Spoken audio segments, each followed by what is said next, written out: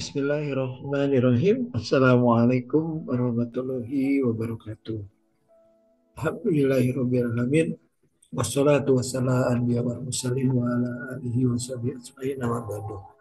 Teman-teman mahasiswa, kita sampai hari ini di pertemuan kedua dari mata kuliah Islamic Entrepreneur. Hari ini kita akan kupas tuntas tentang 6 pokok bahasan, yaitu definisi wirausaha, formula life success, biografi pengusaha sukses, karakter pengusaha muslim, dan cash flow kuadran serta environment bisnis. Kita mulai saja ya. Latar belakang kewirausahaan. Seperti sama-sama pernah dibahas di mata kuliah manajemen atau yang lainnya, bahwa tidak ada bangsa yang sejahtera dan dihargai bangsa lain tanpa kemajuan ekonomi. Dan ekonomi ini akan bisa dicapai jika ada spirit kewirausahaan yang sangat kuat di bangsanya. Sayangnya, di Indonesia populasi penduduk yang 250 juta, jumlah wirausahanya ada tercatat hanya 1,65%. Karena menurut McLeod tahun 2000 pada bukunya tercatat bahwa suatu negara maju adalah ketika jumlah wirausahanya terdapat paling tidak berjumlah 2%. Nah, di kita baru 1,65%. Kondisi ini berbanding terbalik dengan Amerika Serikat yang sudah 2 digit, yaitu 11,5%. Dan negara tetangga kita 7,2%. Nah, penciptaan lulusan perguruan tinggi supaya menjadi wirausahaan itu sangat-sangat penting, tapi tidak mudah terlaksana. Kenapa? Karena bukti empirisnya di lapangan terdapat kecenderungan bahwa lulusan kampus, lulusan universitas lebih senang memilih bekerja karena tingkat kenyamanan dan keamanan serta kemapanannya yang waktu singkat. Nah, di sini atmosfer pembentukan karakter wirausaha harus dibentuk oleh kampus-kampus. Baik, kalau kita perhatikan ilustrasi di layar ya, ini banyaknya pengangguran yang sedang antri melamar kerja ya, berebut melamar kerja dengan peluang yang sedikit, tapi ya dipaksakan untuk mencari melamar kerja. Karena ada opsi pilihan, yaitu menjadi pengusaha yang sekarang kita sedang pelajari. Nah, kabar baiknya adalah jumlah pengusaha di muda di Indonesia di 2019 sekarang sudah mulai berkembang. Mudah-mudahan di 2025 juga sudah mungkin banyak teman-teman ya, sudah mencapai hampir 11 juta 202 lebih anak muda yang sudah tertarik menjadi pengusaha. Dari usia 15 sampai 30 sampai 34 sudah semakin lama semakin banyak. Nah, jika disoroti dengan negara kita, jumlah penduduknya tercatat Biro Pusat Statistik 270 juta, penduduk muslim kita 85,2%, ya. Hampir 85,2%. Banyak sekali. Artinya kalau ada pertanyaan, apakah seorang muslim bisa menjadi entrepreneur setingkat konglomerat? Ya jawabannya harusnya bisa. Bukan harusnya, pasti bisa. Kenapa? Kalau teman-teman perhatikan, top 10 large Muslim population in the world, jumlah populasi penduduk muslim di dunia, nih, nomor satunya udah pasti nomor Indonesia. Nah kan artinya peluang untuk jadi pengusaha muslim terbuka luas bukan cuma di negara kita, bahkan di dunia. Nah ini yang harus kita sikapi dan ini yang harus kita ambil peluangnya teman-teman semua. Nah pertanyaannya adalah bagaimana cara menjadi seorang entrepreneur?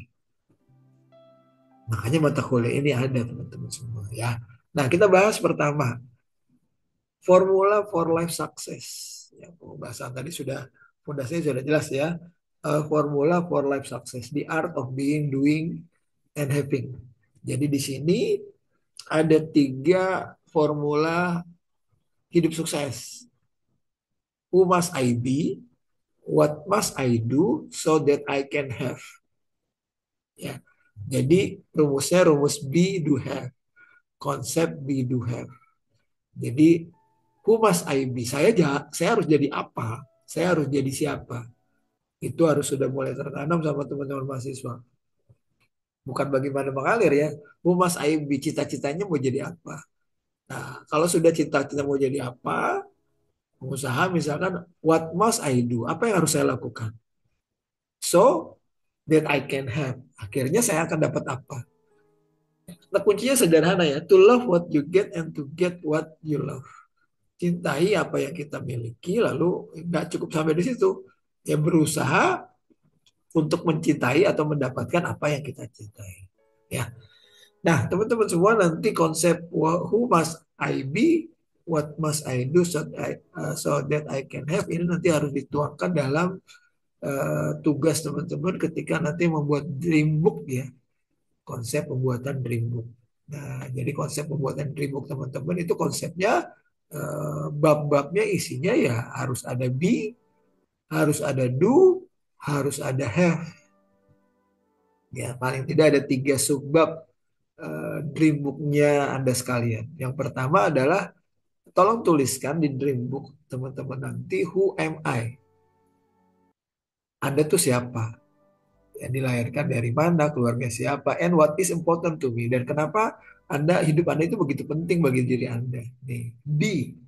Jadi Anda flashback tentang diri Anda masing-masing. Ceritakan secara panjang lebar di buku Anda, dream book Anda, tentang who am I. Ya, orang tuanya siapa, keluarganya, punya kakak atau punya adik, dan seterusnya ceritakan. Cita-citanya apa waktu Anda kecil. Lalu di bab yang kedua, Anda ceritakan do. Nah, setelah sudah sadar bagaimana orang tua Anda memperjuangkan diri Anda sampai dengan sekarang bisa kuliah, do. Apa yang harus saya lakukan untuk membahagiakan mereka? What are the action? Do. Tuliskan do-nya. Ya. Setelah itu, have, mimpinya apa? What are the result and outcome? Kira-kira kalau saya sudah paham siapa diri saya dan saya akan melakukan apa, mimpi Anda akan jadi apa? Ya, paling tidak itu dream book yang harus Anda buat. Atau kalau saya boleh bantu teman-teman semua, kalau kita perbesar konsep tadi ya. Jadi konsep who am I and what is important to me, simple, sederhananya adalah seperti ini teman-teman. Tuliskan ya, sebentar, tuliskan apa adanya diri Anda. Ya, jadi nggak perlu malu karena mengenal sejarah itu ya yang paling baik buat kita semua. Jangan lupakan sejarah. Saat kita dilahirkan miskin itu bukan salah kita, nggak usah menyesal. Namun saat kita nanti mati dalam keadaan miskin itu salah kita. Makanya mengingat apa yang sudah terjadi itu penting supaya kita bisa belajar dari kejadian masa lalu. Nah, setelah itu Anda tuliskan do. Jangan pernah takut salah. Apa yang harus Anda lakukan? Diingat ya, anak-anakku, teman-teman semua, hidup dan mati memang Tuhan yang menentukan. Namun warna-warni hidup kita sendiri yang menentukan. Jadi ayo buat warna Anda. Anda mau jadi warna hitam, putih, merah, kuning, ya itu Anda yang menentukan. Allah hanya menentukan hidup dan mati. Nah, do. What are the action? Apa yang harus Anda lakukan untuk mensikapi B tadi? Setelah itu, ingat usaha itu pastinya berbanding lurus dengan hasil. Ya, jadi hasil tidak akan pernah mengkhianati usaha. Lakukan aja yang terbaik, sehingga Anda akan nanti mendapatkan yang terbaik juga. Melangkahlah walau mungkin akan terjatuh. Ya, jatuh bangun. Ya, melangkahlah walau mungkin akan terjatuh. Namun di sana ada proses yang namanya belajar. Oke, itu rumus be, do, have yang nanti harus Anda tuangkan dalam dream book Anda. Ingat anak-anak sekalian, keputusan terbaik di usia 20 tahun adalah temukan passion Anda, investasikan layar ke atas, fokus scale up your skill, ya, jangan boros, investasikan 20% dari penghasilan lalu memulai bisnis ini yang luar biasa ya. Baik, materi pertemuan ketiga adalah biografi pengusaha sukses Indonesia. Ya, beliau-beliau yang ada di gambar ini pernah jatuh bangun dan merintis usaha dari nol. Ya, di sini ada Bob Sadino. Ya, silakan teman-teman baca bukunya. Ya, banyak belajar biografi dari pengusaha-pengusaha yang sudah maju, sudah berhasil itu membuat kita bisa banyak belajar. Pengalaman orang lain adalah guru yang paling berharga. Di sini ada Khairul Tanjung, ya. Ini tukang fotokopi. Kalau ini pedagang telur, ya. Kalau ini tukang fotokopi, Khairul Tanjung sekarang punya Trans TV, Trans 7, Transmart. Nah, ini ada Nadim Gojek, ini ada Ibu Susi, ini ada Tokopedia, dan yang lain-lainnya. Silakan teman-teman pelajari, ambil resumenya dari buku biografi mereka semua. Oke, sekarang kita perhatikan berikutnya. Jangan lupa juga belajar biografi tokoh Muslim entrepreneur. Nah, dari Kiai Haji Ahmad Rifai Arif almarhum, pendiri Universitas Selatan Samasiro, pendiri Pondok Pesantren Darul Qolam, Latansa. Beliau juga orang yang luar biasa nih. Sering disebut sebagai kiprah Kiai entrepreneur. Silakan teman-teman nanti cari biografinya, lalu buatkan resume tentang biografi beliau, Kiai Haji Ahmad Rifai Arif, supaya teman-teman bisa lebih mengenal siapa pendiri Unilam. Oke, lanjut teman-teman. Coba perhatikan. Ini ada biografi pengusaha. Saya ambil contoh 5 wanita sukses ya. Ini nomor 1, ini Ibu Heni. Ini yang nomor 2, Ibu Diajeng. Ini yang nomor 3, Ibu Rizka. Ya, ini ada 3. Lalu yang keempat ini Mary Riana. Dan yang kelima, yuk sama-sama teriak saya. Nih, ya. Orang-orang bermimpi dengan mata terbuka. Apa yang mereka mimpikan, pikirkan, ucapkan, lakukan, itu konsisten. Mimpikan, pikirkan, ucapkan, lakukan, konsisten. Sederhana, tapi kebanyakan orang tidak melakukan itu. Mereka kadang bermimpi, gue pengen jadi ini, tapi nggak pernah dipikirin. Rencana apa untuk mengubah mimpi itu jadi kenyataan? Nggak pernah dilakuin, nggak pernah nggak pernah diucapkan, nggak pernah dilakuin. Mengapa ini penting? Ketika mimpi kita pikirkan, mimpi itu berubah bentuk, jadi rencana. Ketika rencana kita ucapkan, rencana berubah bentuk lagi, jadi komitmen. Ketika komitmen kita lakukan, komitmen berubah lagi, jadi kenyataan. Satu langkah lebih dekat menjadi kenyataan. Tuh ya. Jadi semua berawal dari mimpi. Ketika mimpi kita pikirkan, mimpi tadi akan berubah bentuk menjadi rencana.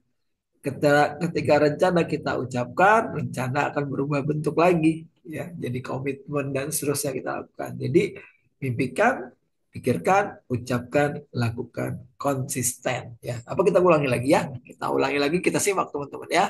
Baik-baik. 1, 2, 3. Orang-orang bermimpi dengan mata terbuka. Apa yang mereka mimpikan, pikirkan, ucapkan, lakukan, itu konsisten. Mimpikan, pikirkan, ucapkan, lakukan, konsisten. Sederhana, tapi kebanyakan orang tidak melakukan itu. Mereka kadang bermimpi, gue pengen jadi ini, tapi nggak pernah dipikirin. Rencana apa untuk mengubah mimpi itu jadi kenyataan? Nggak pernah dilakuin, nggak pernah nggak pernah diucapkan, nggak pernah dilakuin. Mengapa ini penting? Ketika mimpi kita pikirkan, mimpi itu berubah bentuk, jadi rencana. Ketika rencana kita ucapkan, rencana berubah bentuk lagi, jadi komitmen. Ketika komitmen kita lakukan, komitmen berubah lagi, jadi kenyataan. Satu langkah lebih dekat menjadi kenyataan. Oke, baik. Yang berikutnya, materi berikutnya adalah kalau kita sudah punya mimpi dan insya Allah sudah akan kita wujudkan, kita harus pelajari karakter entrepreneur Muslim. Nah, ya. Materi keempat ya, karakter pengusaha Muslim itu seperti apa? Karakter wirausaha Muslim itu nggak boleh lima ngeluh, ngedumel, ngomel, ngeyel, gosip ya. Nah, tolong baca yang keras nih buku ini ya, buku kawan saya nih. Jangan mau seumur hidup jadi orang gajian. Nah, ya. Oke, kita mulai. Karakter entrepreneur Muslim itu ada 6, kawan-kawan semua. Yang pertama, selalu menjaga nilai-nilai agama. Ya. Yang kedua, senang memberi manfaat pada orang lain. Yang ketiga, selalu bersikap adil dalam berbisnis. Yang keempat, selalu inovatif dan kreatif dalam berbisnis. Lalu yang kelima, selalu memanfaatkan waktu dengan sebaik-baiknya. Dan yang keenam, menjalin kerjasama dengan pihak lain. Kita kupas satu persatu. Selalu menjaga nilai-nilai agama. Artinya, ketika kita sebagai pengusaha Muslim, yang harus kita lakukan di awal adalah mulailah semuanya segalanya dengan nawaitu innamal a'malu binniyat. Niatnya adalah kebermanfaatan, bukan cari untung. Ya, ingat ya, innamal amalu niat. Niatnya adalah bagaimana bisnis kita punya manfaat. Nah, di sini Ustadz tulis nih, bisnis yang bagus bukan hanya menghasilkan uang aja, tapi juga semakin mendekatkan ownernya dengan penciptanya. Ya, jadi nama itunya bermanfaat. Berdoa di awal dan di akhir ketika buka toko, tutup toko. Lalu berpakaian syar'i, pengusahanya, tokonya. Nah, dan on time sholat 5 waktu. Jadi jangan kalau aja tokonya dibuka bagi 2 shift, nggak on time sholat 5 waktu. Dan berikutnya moralitas nih, ramah, jujur, amanah, dan husnuzon. Yang kedua, teman-teman semua, yang kedua adalah atau tadi ya dibahas dulu. Kenapa harus lihatnya kebermanfaatan? Nilai dan ide bisnis ukurannya bukan omset, karena itu hanya hanya nilai yang terukur sebatas apa? Iya, betul. Nah, tadi ya sebatas kemampuan manusia aja. Sementara nilai dan ide bisnis kalau ukurannya manfaat itu tidak akan terukur oleh apapun. Yang ada hanya kenikmatan, kebahagiaan yang tak ternilai. Jadi bisnis itu wasilah. Tujuannya adalah lillah. Itu tadi teman-teman semua. Oke, kita simak dulu ini ya. Ada kasus yang dialami Syaqi Al-Balkhi. Saat itu beliau lagi gak punya uang. Tiba-tiba istrinya datang. Wahai suamiku, tidakkah engkau lihat bagaimana kelaparannya anak-anak kita? Maka apa yang dilakukan Syaqi Al-Balkhi? Fatawadda'tu. Maka beliau berwudu. Setelah aku wudu, aku teringat dengan sahabatku yang selalu bersumpah atas nama Allah bahwa jika aku ada kebutuhan, aku harus cerita ke dia dan jangan disembunyikan. Maka sosok itu terlintas di benakku. Maka keluarlah Syaqi Al-Balkhi dari rumahnya menuju rumah orang tersebut. Pergilah dari rumah. Dalam perjalanan melewati masjid. Begitu melewati masjid teringat dengan nasihat Abu Ja'far, seorang nama besar pada saat itu. Kata Abu Ja'far, "Falyabda fiha billahi azza. Maka kondisi demikian, mulailah dengan meminta kepada Allah. Doa dulu. Habis di masjid sholat 2 rakaat. Habis itu jamaah, Syaqi Al-Balkhi itu ketiduran beberapa saat. Dan ketika itu, dia merasa dia menyampaikan, wahai Syaqi, selama ini engkau mengarahkan manusia kepada Allah. Dan sekarang kau lupa sama Allah. Pesannya itu aja. Maka aku terbangun dan aku berkeyakinan ini adalah pesan dari Allah Subhanahu wa taala kepada aku. Maka Syaqi putuskan untuk tidak keluar masjid sampai sholat Isya. Lalu beliau putuskan untuk pulang ke rumah. Begitu sampai rumah, itu saya bertemu dengan orang yang ingin saya temui. Dia lagi ke rumah saya dan membawa makanan yang dibutuhkan saya sama keluarga pada hari itu. Kata Syaqi, Allah gerakkan hatinya untuk ke rumah saya dan memberikan itu. Kebetulan. Gimana kebetulan? Allah yang berfirman, Udu'uni astajib lakum, minta kepadaku, aku kabulkan. Tapi cuma masalah kita nggak yakin. Seyakin apa kita dengan ayat tersebut?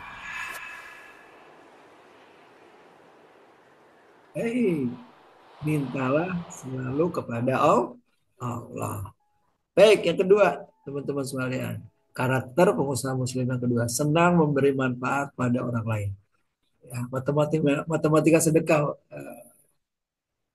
maknanya ya. Sedekah tidak mengurangi harta, jangan menunda sedekah, sedekah di saat sempit, sedekah itu tanda syukur. Oke. Lalu yang berikutnya adalah selalu bersikap adil dalam berbisnis, karena tidak jujur adalah akar dari segala kejahatan. Yang keempat, selalu inovatif dan kreatif dalam berbisnis. Yang kelima, manfaatkan waktu dengan sebaik-baiknya. Hidup ini nggak kejam, namun kualitas menggunakan jam yang membedakan nasib orang dengan kejam. Yang keenam, menjalin kerjasama dengan pihak lain. Ya, jadi bangun networking, bangun silaturahim. Oke, materi yang kelima teman-teman tentang cash flow kuadran. Ya, cash flow kuadran dari buku Robert T. Kiyosaki, bahwa dalam bisnis ada 4 belahan ya, yang disebut sebagai kuadran. Kuadran kiri dan kuadran kanan. Kuadran kiri itu ada E dan S. Kuadran kanan ada B dan I. Jangan terbalik ya. Jadi kuadran kiri adalah E. E itu employee, you have a job. Kamu dapat kerjaan. Nanti setelah sudah bekerja, lanjut naik ke level yang kedua, self employee, you own a job. Kita mempekerjakan diri sendiri. Setelah sudah cukup mapan, bergeser ke bagian kanan, kuadran kanan B, business owner. You own a system, kamu punya sebuah sistem dan people work for you dan orang mulai bekerja untuk kamu. Dan yang terakhir menjadi seorang investor, ya, money work for you. Nah, inilah kuadran, ya, cash flow kuadran model Robert T. Kiyosaki. Baik, terakhir materi kita adalah konsep dasar bisnis. What is business? Bisnis itu adalah organisasi yang menghasilkan produk, jasa, juga profit. Ya. Banyak produk yang bisa dihasilkan dari modal, banyak bisnis yang bisa dilakukan ya. Pemasaran modelnya ada 10 tipe entitas. Yang dibisnisin ada barang, jasa, sampai dengan ide. Jadi 10 ya, barang bisa dijual, jasa, acara, pengalaman orang lain, orang juga dia bisa dimanfaatkan, tempat, properti, organisasi, informasi, dan juga ID. Nah, pada kuncinya adalah OB, Overview Business Environment. Jadi bisnis itu lingkarannya terbagi menjadi 4 poin atau 3 poin, mohon izin. Yang pertama adalah di dalam bisnis ada yang namanya owner, ya, pemilik bisnis, lalu ada employee, karyawan yang bekerja untuk owner, dan customer, itu pelanggan yang membeli produk. Lalu ada owner, ada employee, customer itu internal. Lalu dalam bisnis ada juga aktivitas bisnis. Aktivitas bisnis yang berhubungan dengan owner biasanya adalah finance, keuangan. Lalu aktivitas bisnis yang berhubungan dengan manajemen, employee adalah manajemen. Sementara aktivitas bisnis yang berhubungan dengan customer adalah marketing. Dan yang terakhir adalah overview-nya adalah eksternal. Lingkaran bisnis eksternalnya ada IT, ada regulator atau legal, ada CSR, social responsibility dan etik, ada kompetisi dan ekonomi. Jadi sekali lagi overview business environment atau OB terdiri atas internal, aktivitas bisnis, dan internal, eksternal ya. Ini definisinya teman-teman bisa pelajari. Lingkungan pertama internal ya tadi, pemilik bisnis, pegawai sama konsumen. Lalu aktivitas bisnisnya ada manajemen, pemasaran, dan keuangan. Lalu ada lingkungan eksternal dari mulai ekonomi, teknologi informasi, sampai dengan kompetisi. Oke, itu pertemuan hari ini. Silakan teman-teman nanti buat resumenya. Durasi video minimal 5 menit. Lalu di-upload di LinkedIn-nya masing-masing. Ya, LinkedIn-nya masing-masing. Dan terakhir sebelum ditutup ada tugas ya, tadi sudah, dan yang berikutnya adalah jangan lupa bentuk kelompok tugas project bisnis.